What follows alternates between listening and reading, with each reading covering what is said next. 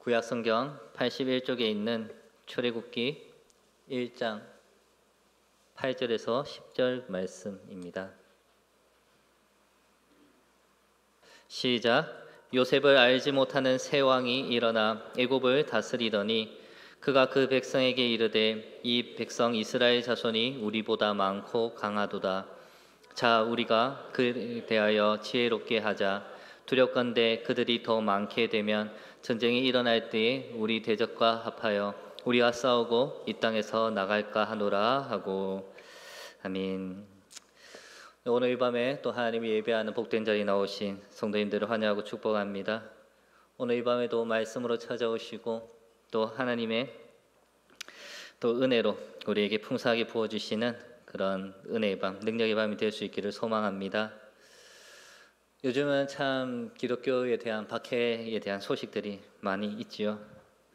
계속해서 대적들은 교회를 공격하고 하나님의 진리를 무너뜨리는 그런 시대입니다. 그래서 오늘은 세상 박해에 대하여서 왜 세상이 기독교를 박해하는지, 그리고 기독교는, 성도는 이런 박해에 대하여서 어떻게 하나님의 뜻을 따라서 대처하며 싸우며 승리해야 되는지를 함께 살펴보고자 합니다. 참 이 시대가 계속해서 하나님의 말씀을 왜곡하고 변질시키고 무너뜨리려는 그런 온갖 악법들이 제정되고 있지요. 지금도 그런 악법들을 제정하기 위한 움직임들이 참 많습니다. 이미 동성애를 합법화시킨 서구의 수많은 나라들이 있고요. 또 성별에 대한 그런 기준을 무너뜨리고 가정의 기준을 무너뜨리고 수많은 거짓됨들로 계속해서 나라를 세워가는 자들이 많습니다. 그런 시대의 그런 나라들의 모습, 그리고 그곳 안에 있는 교회가 당하는 박해와 문제들을 우리는 유튜브와 기사들을 통해서 목도하고 있지요. 그뿐만이 아닙니다. 동성애뿐만 아니라 하나님을 유일하신 참 하나님으로 믿지 않은 자들이 이제는 교회 안에까지 들어오고 있으며 예수 그리스도만을 유일한 구원자로 고백하지 않는 자들이 교회 안에 들어오고 있습니다. 그래서 그들이 어떻게 기도합니까? 온갖 잡신들의 이름으로 기도하고 있지요. 하나님의 영광을 돌리고 하나님께만 예수 그리스도의 이름으로 간구해야 될 그런 기도를 거짓됨으로 사용하고 있습니다. 기독교인이나 자처하는 거짓 종교인들에 의하여서 더욱더 교회는 어려움 가운데 있지요. 우리나라도 안심할 수 없습니다. 이미 악한 영들의 세력은, 세상 권력들은 곳곳에 뿌리 내려 있고 계속해서 악한 계기로 나오고 있기 때문이지요. 그렇다면 왜 세상은 점점 악해지는 것이고 왜 세상은 교회를 박해하고 교회가 설 자리가 없도록 만들어가는 것이겠습니까? 그런데 이것은 너무나도 당연한 자연스러운 일입니다. 우리가 인정하지 않으려 할 뿐 자연스러운 현상입니다. 그래서 오늘은 그런 현상에 대해서 어떻게 성도는 믿음으로 살아야 될지를 생각해 보기를 원하는데요. 오늘 우리가 읽은 8절은 이렇게 말씀하고 있습니다. 요셉을 알지 못하는 새 왕이 일어나 애굽을 다스리더니. 성도 여러분, 애굽에서 요셉은 어떤 존재였습니까? 애굽에서 요셉은 구원자와 같은 존재였습니다. 온 세상에 극심한 기근이 들었을 때에 모두가 굶어 죽어가며 먹을 것을 찾아 헤맬 때에 애굽만이 부유했습니다. 어떻게 그런 일이 있었습니까? 요셉 때문이었지요. 요셉으로 인하여서 모두가 기근에 죽어가고 나라를 팔아야 하는 상황에서 풍성함을 누렸습니다. 그래서 당대 바로는 요셉과 그의 가족들을 매우 선대하였습니다. 그런데 그것이 오래 가겠습니까? 시간이 지날수록 잊혀집니다. 그래야 해서 알지 못하는 자들이 나타났지요. 오늘 본문도 말합니다. 애굽에 요셉을 알지 못하는 새로운 왕이 일어나서 애굽을 다스렸다고요. 그런데 이 성경에서 이 안다는 것은 정말 중요한 게 사용될 때가 많은데요. 이 알다라는 야다라는 이 단어는 단순히 지식적인 아는 것이 아닙니다. 그냥 누구에 대한 이름을 안다. 그 사람이 어떻게 살았는지 단순히 알고 역사적으로 어떤 것인지 아는 것이 아닙니다. 성경에서 알다라는 것이 사용될 때는 경험적이고 감정의 바탕을 둔 알을 의미합니다. 그래서 누군가를 안다고 할 때에는 그 사람과의 관계, 친밀감, 정체성, 다양한 부분에 대해서 체험적으로, 경험적으로 알 때 말할 수 있는 것입니다. 그런 의미에서 애굽에서 새로 일어난 왕은 요셉을 알지 못했습니다. 그러니 어떤 일이 일어났습니까? 9절에서 10절에 보면 그가 그 백성에게 이르되 이 백성 이스라엘 자손이 우리보다 많고 강하도다. 자, 우리가 그들에게 대하여 지혜롭게 하자. 두렵건대 그들이 더 많게 되면 전쟁이 일어날 때에 우리 대적과 합하여 우리와 싸우고 이 땅에서 나갈까 하노라 하고, 요셉을 알지 못하는 왕은 요셉과 그의 가족들을 두려워하기 시작하지요. 70여 명으로 들어와서 지내게 된 그 요셉의 가족들은 하나님의 복을 받아서 번성하게 되었습니다. 하나님께서 하나님의 나라를 세워가기 위한 준비를 하고 계셨지요. 그 모습을 보면서 애굽의 왕은 두려워하기 시작합니다. 그런데 이 두려움은 단순한 불안감이 아닙니다. 이 두려움은 자신의 것을 빼앗길 수도 있다라고 생각되는 두려움으로 적대감이지요. 그리하여 이 애굽 왕은 이스라엘을 향한 대대적인 박해를 시작합니다. 성도 여러분, 세상이 왜 기독교를 박해합니까? 세상은 기독교를 두려워하기 때문입니다. 그들은 하나님을 알지 못하기 때문에 하나님을 인정하지 아니하고 하나님이 어떤 분인지를 고백하지 아니하고 또 하나님을 알지 못하기 때문에 하나님의 말씀과 하나님의 백성들을 두려워하며 박해하고 적대하는 것입니다. 이미 역사적으로도 그런 일이 있었지 않습니까? 하나님께서 인류를 구원하기 위하여서 당신의 독생자 예수 그리스도를 이 땅에 보내주셨을 때에 사람들이 어떻게 했습니까? 세상이 그를 알지 못하였기 때문에 그를 십자가에 못 박아 죽였습니다. 왜 그를 두려워하며 못 박아 죽였습니까? 사람들이 예수님께 몰려오기에, 예수님의 그 말씀이 능력이 있기에 자신들의 것을 빼앗길까 봐 두려워서 예수님이 누군지 알지 못한 채 그를 못 박아 죽였습니다. 적대하고 배척한 것이었습니다. 오늘날도 마찬가지입니다. 하나님을 알지 못하기 때문에 기독교를 두려워하고 적대하고 박해합니다.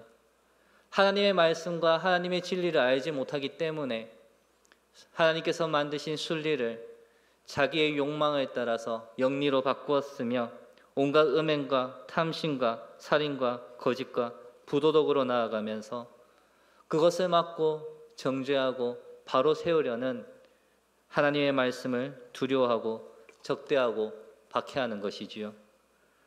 어둠 가운데 일어나는 빛을 덮어버리고 가리고 없애기 위하여서 온갖 수단과 방법을 가리지 않으며 대적합니다.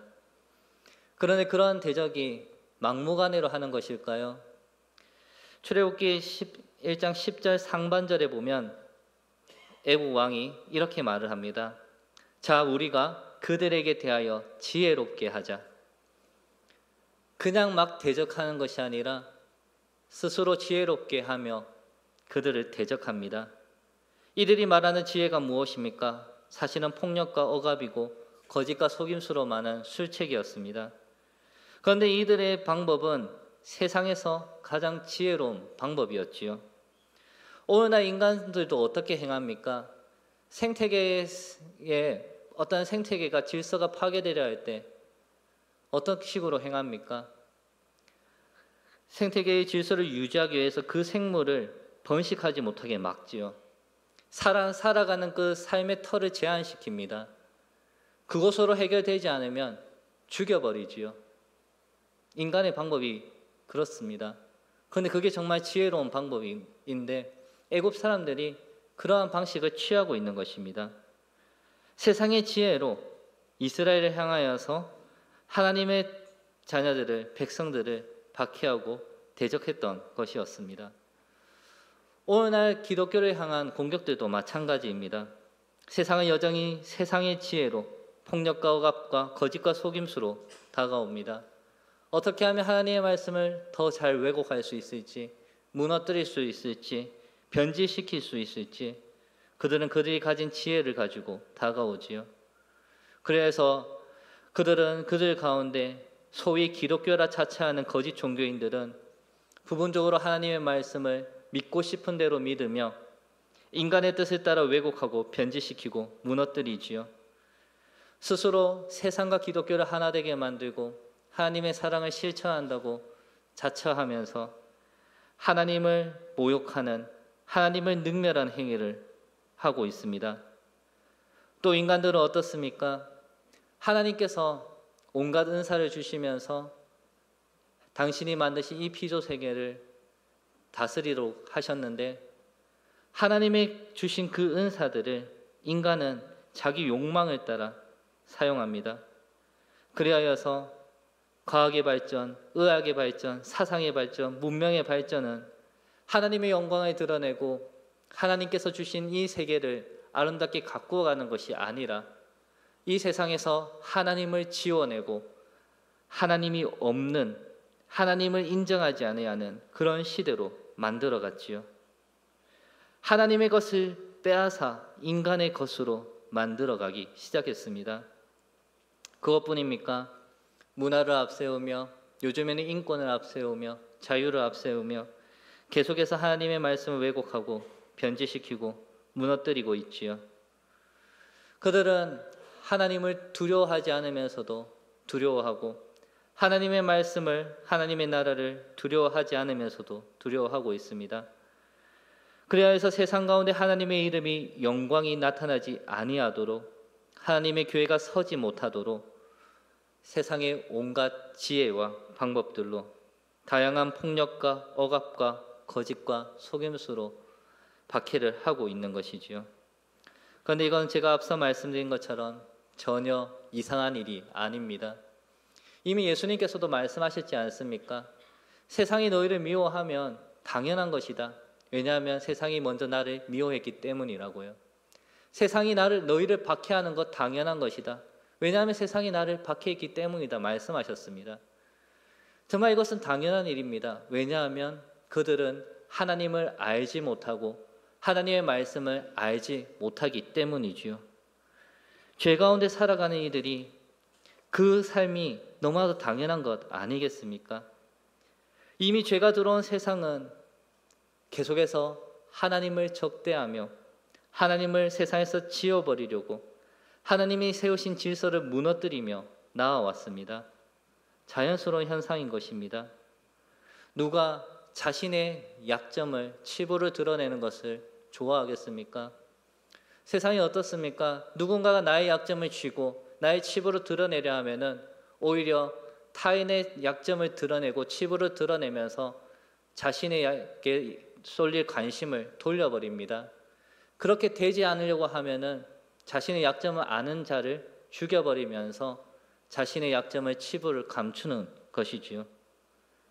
이렇게 세상은 하나님의 말씀을, 하나님의 백성들을 두려워하고 미워하고 박해하며 죽이려 할 뿐입니다. 너무나도 자연스러운 현상이지요.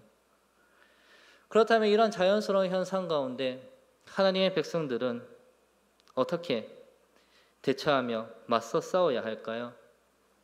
우리가 분명히 기억해야 하는 것은 결코 세상과 똑같은 방식으로 해서는 안 됩니다. 세상의 방법과 세상의 지혜와 세상에 가진 어떤 것으로 그들과 맞서 싸워서는 안 됩니다. 오직 하나님의 방법, 하나님이 원하시는 뜻을 따라 해야 하는 것이지요. 우리는 그것을 성경을 통해서 보아야 합니다. 오늘 두 가지를 함께 살펴보려고 하는데요. 첫 번째는 부르짖는 일입니다.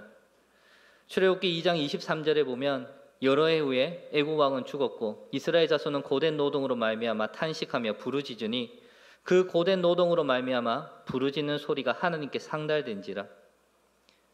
박해 가운데 성도가 할 일은, 교회가 할 일은 부르짖는 것입니다. 하나님께 기도하는 일이지요. 우리가 겪는 상황을, 우리의 어려움을 우리보다 더 잘 아시는 분이 누구입니까? 하나님입니다. 하나님께서는 그 모든 것을 보고 알고 계십니다. 그런데 그 하나님께서는 그것을 알지만 먼저 일하지 않으십니다. 하나님께서는 당신을 찾고 구하고 의지하는 자를 기다리십니다. 야곱의 자손을 애굽으로 들어가게 하신 이가 누구였습니까? 그곳에서 400년을 머물게 하신 이가 누구였습니까? 우연히 요셉이 애굽의 종으로 팔려가고 그곳에서 총리가 되어서 지내고 있다가 애굽의 흉년, 온 세상에 흉년이 들었을 때 자기가 가진 권력을 통해서 자기 백성 가족들을 애굽으로 인도한 것이 아닙니다. 하나님께서 계획하셨고 하나님의 뜻을 따라서 이루어진 사건이었습니다. 그런 하나님께서 이스라엘 백성의 고통을 모르셨겠습니까? 그들이 당할 박해의 순간들을 모르셨겠습니까? 그저 하나님께서는 백성들이 당신을 찾기를 기다리셨지요. 그리고 백성들이 하나님을 찾고 부르짖을 때에 아브라함과 맺으신 그 언약을 기억하며 당신의 뜻을 따라서 은혜를 베푸신 것입니다. 오늘날 수많은 나라들이 동성애로 무너지고 있지요. 성별에 대한 개념이 사라지고 가족의 기준이 무너지고 참으로 악한 시대가 되어가고 있습니다. 우리나라도 언제 무너질지 모르는 심각한 상황 가운데 처해 있습니다. 도덕과 윤리가 타락하고 부패하여서 우리 다음 세대가 살아갈 시대가 참으로 막막한 시대가 되어가고 있지요. 그런데 세상은 어떻습니까? 그것이 선하고 좋은 것이라며, 그것이 모든 사람이 살기 좋은 시대라며 사람들을 미혹하고 온갖 거짓과 속임수로 가장한 그 세상의 지혜로 탄탄하게 무장하여서 공격하고 있습니다. 어떻게 대처하겠습니까? 이 위기를, 이 박해를, 이 고난을 무슨 수로 이겨내겠습니까?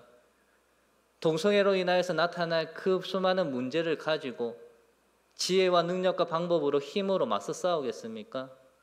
충분히 그럴 수 있는 사람들도 있겠지요. 하지만 우리가 기억해야 할 것은, 그것은 하나님께서 그것을 원하기보다도 먼저 하나님을 찾기를 원한다는 것입니다. 우리가 가진 힘과 능력으로 이 시대의 문제를 해결해 가기보다도 우선적으로 하나님께 맡기기를 원하고 있다는 것입니다. 특히 내일 대구 지역에 퀴어 축제가 열린다고 합니다. 참으로 비탄한 일이지요. 이번이 처음이 아니라 지금 몇 년 동안 지속되고 있습니다. 사실 대기총에서 이 퀴어 축제가 할 때마다 반대 집회를 해왔지요. 수차례 수년 동안 계속해서 이루어진 일들입니다. 하나님의 백성들은 이 반대 집회에 사실 함께 동참하고 맞서야 합니다. 거짓되고 음란한 문화가 이 지역을 지배하지 못하도록 우리가 하나님의 말씀을 가지고 나아가야 합니다. 그런데 정말 중요하고 필요한 것, 더 우선돼야 하는 것은 하나님을 찾고 구하는 것입니다. 하나님이 없이 세상의 방법으로 맞서 싸운들, 우리가 그것을 해서 승리한들 얼마나 가겠습니까? 하나님이 일하시도록 부르짖어야 하는 것입니다. 오늘 이 밤 하나님 앞에 부르짖는 시간이 되기를 소망합니다. 우리의 기도를 원하시고 들으시는 하나님께서 당신의 말씀에 이 땅 가운데 역사하도록, 하나님께서 당신의 교회를 세우시도록, 악하고 어두운 권세가 물러가도록 부르짖으며 기도하는 밤이 되기를 소망합니다. 두 번째로 우리가 기억해야 할 것은, 기독교는 약해져야 합니다. 사실 기독교가 너무 힘이 강하지요. 이것은 하나님의 뜻이 아닙니다. 바울이 이런 고백을 합니다. 고린도후서 12장 10절에 그러므로 내가 그리스도를 위하여 약한 것들과 능력과 궁핍과 박해와 공고를 기뻐하노니 이는 내가 약한 그때의 강함이라. 성도 여러분, 인간은 어떻습니까? 누군가 공격을 당할 때에 항상 생각합니다. 내가 약해서 당한다고요. 내가 힘이 없으니까 누군가 나를 공격한다고 이야기합니다. 그러면서 인간은 그 나를 공격하는 자와 맞서 싸우기 위해서 힘을 키우지요. 나에게 힘만 있으면 이 사람이 나를 공격하지 못할 텐데, 나를 박해하지 못할 텐데, 혹시라도 공격이 들어오면 맞서 싸워서 이길 수 있을 텐데, 그러면서 항상 힘을 키우려고 합니다. 이것이 누구의 방식입니까? 세상의 방식입니다. 그런데 교회도 이와 같이 하고 있다는 것이죠. 우리는 예수님께서 당신을 대적하고 박해하고 죽이는 자들을 향하여서 자신을 내어드린 그 모습을 기억해야 합니다. 마태복음 26장에 보면은 이에 예수께서 이르시되 네 칼을 도로 칼집에 꽂으라. 칼을 가지는 자는 다 칼로 망하느니라. 너는 내가 내 아버지께 구하여 지금 12군단 더 되는 천사를 보내시게 할 수 없는 줄로 아느냐. 예수님께서는 강함에 강함으로 맞서지 않으셨습니다. 그로 인해서 세상은 자신들이 승리했다고 착각을 하였지요. 예수님께서는 힘이 없어서 당하신 것이 아닙니다. 하나님의 뜻을 따라서 하나님께서 원하시는 방법을 따라서 나아가신 것이었지요. 혹자는 하나님께서 십자가를 통하여서 인간을 구원하기 위해 그냥 예수님께서 순종하신 것이 아니냐라고 말할 수 있겠지만 하나님의 방식은 예나 지금이나 동일하였습니다. 이스라엘 백성을 출애굽시키시며 그들로 가나안 땅에 하나님 나라를 세우고자 하셨을 때 모세에게 이 명령을 하십니다. 신명기 17장에 보면은 하나님께서 당신의 나라를 세우실 때 백성들이 왕을 세우도록 요구할 것인데 너는 그 왕에게 이것을 전하라고 말씀하신 것입니다. 그는 병마를 많이 두지 말 것이요. 왜 병마를 많이 둡니까? 병마는 군사력입니다. 힘입니다. 그리고 또 무슨 말을 합니까? 17절에 보면은 그에게 아내를 많이 두지 말라라고 말합니다. 당시의 왕들은 아내를 많이 둡니다.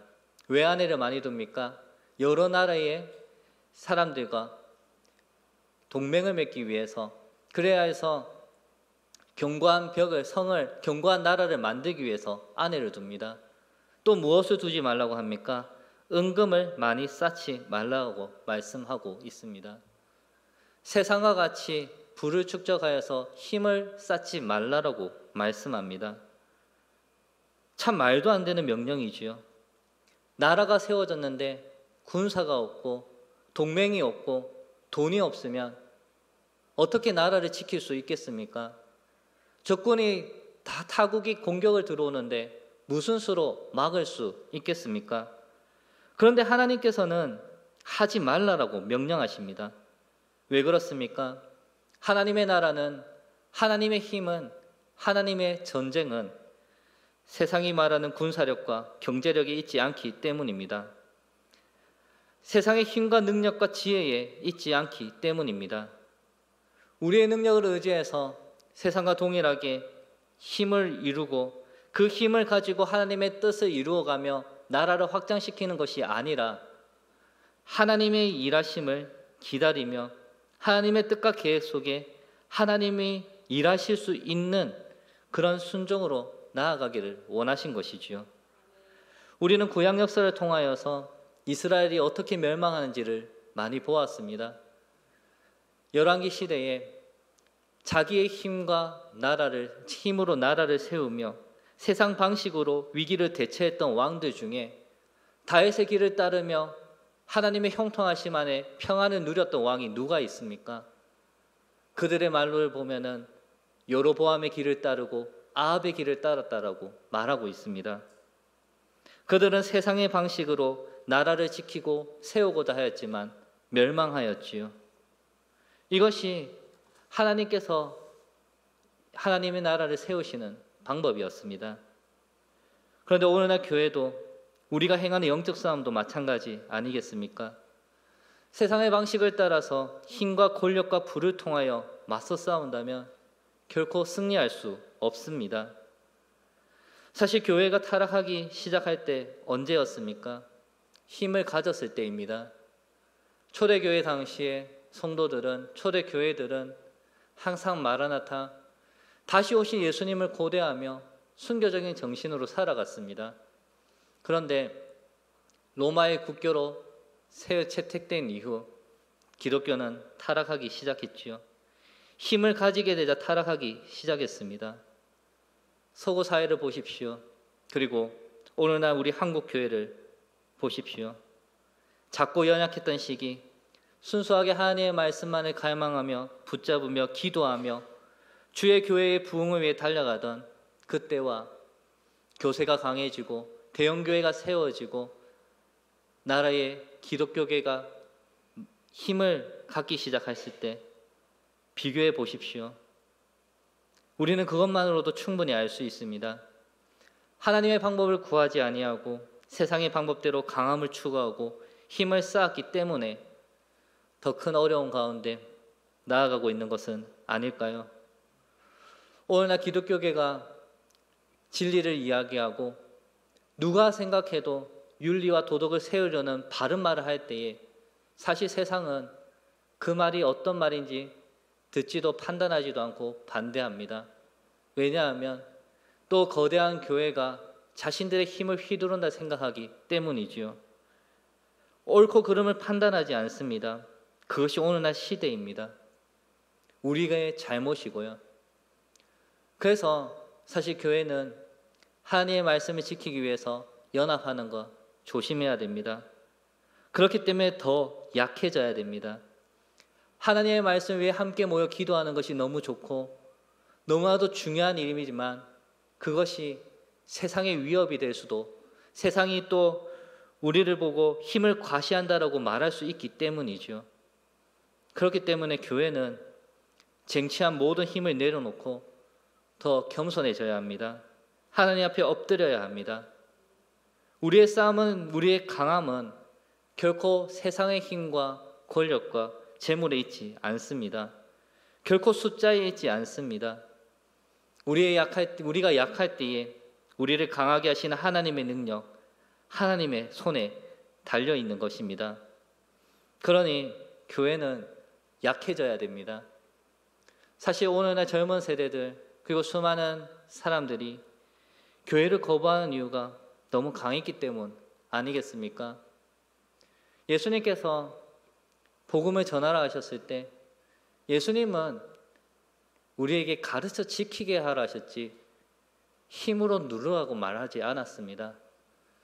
그런데 사실 오늘날 교회들은 힘을 가지고 그 힘으로 누르려고 할 때가 참 많지요. 우리는 우리의 그 잘못을 깨달으며 우리가 가진 힘을 내려놔야 합니다. 하나님의 방법이 무엇인지, 우리의 힘에, 내 힘의 원천이 어디에 있는지, 승리하게 하시는 하나님의 뜻이 무엇인지를 다시 기억해야 합니다. 그리하여 세상과 맞서 싸울 때, 하나님의 말씀을 지키고 진리를 전하고 세워나갈 때 우리를 통해 일하시는 그 하나님의 능력을 경험하고 하나님께서 당신의 전쟁과 승리에 우리를 의의 무기로 사용할 수 있도록 내어드려야 하는 것입니다. 그렇게 하나님을 찾고 또 하나님 앞에 우리의 약함을 내어드릴 때 어떤 일이 일어나겠습니까? 출애굽기 15장 14절에서 15절을 보면 여러 나라가 듣고 떨며 블레셋 주민이 두려움에 잡히며 애굽 두령들이 놀라고 모압 영혼이 떨림에 잡히며 가나안 주민이 다 낙담하나이다. 세상이 살아계신 하나님의 역사를 보며 듣고 떨며 낙담하게 됩니다. 이스라엘 백성들이 출애굽하면서 그들의 힘으로 행한 것 없습니다. 그저 하나님의 일하심으로 인하여서 나타난 결과였지요. 그리고 미가서 7장에 보면 이런 말씀이 있습니다. 나의 대적이 이것을 보고 부끄러워하리니 그는 전에 내게 말하기를 네 하나님 여호와가 어디 있느냐 하던 자라. 그가 거리에 진흙같이 밟히리니 그것을 내가 보리로다. 하나님을 대적하는 자들이 진흙같이 밟히는 광경을 보게 된다고 말씀하고 있습니다. 이스라엘 백성이 힘으로 승리한 결과이겠습니까? 하나님 앞에 돌아와서 주의 말씀 안에 순종하며 나아갔을 때 하나님의 일하심의 결과입니다. 우리는 이 날을 고대하며 이 하나님의 역사를 기대하며 부르짖어야 하는 것입니다. 나의 힘을 세우고 나의 진리를 만들고 교회가 주장하는 바를 세상에 말하기보다 하나님께서 원하시는 것이 무엇인지를 기억하며 내가 먼저 하나님의 뜻 안에 맞는 사람, 하나님의 의의 무기가 되는 사람이 되어야 한다는 것입니다.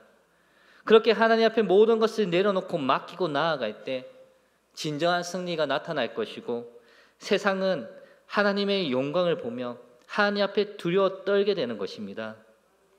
사랑하는 성도 여러분, 오늘 이 시간 하나님 앞에 부르짖기를 소망합니다. 이 땅의 패역함을 보시는 하나님께 모든 것을 맡길 수 있기를 원합니다. 우리 다음 세대가 살아갈 이 땅에 주님의 교회가 굳건하게 다시 설 수 있도록 간구할 수 있기를 원합니다. 결코 나의 힘이 아닙니다. 우리의 방법 지혜가 아닙니다. 오직 하나님께서 우리의 부르짖음을 들으시고 우리를 통해 일하실 때 나타날 역사입니다. 우리의 오늘 이 밤의 기도가 그 역사를 불러일으키는 기도가 되길 원하고 하나님 앞에 우리의 기도가 상달되어져서 하나님께서 이 땅에 세우신 당신의 교회를 기억하사 일하시는 그런 밤이 될 수 있기를 소망합니다.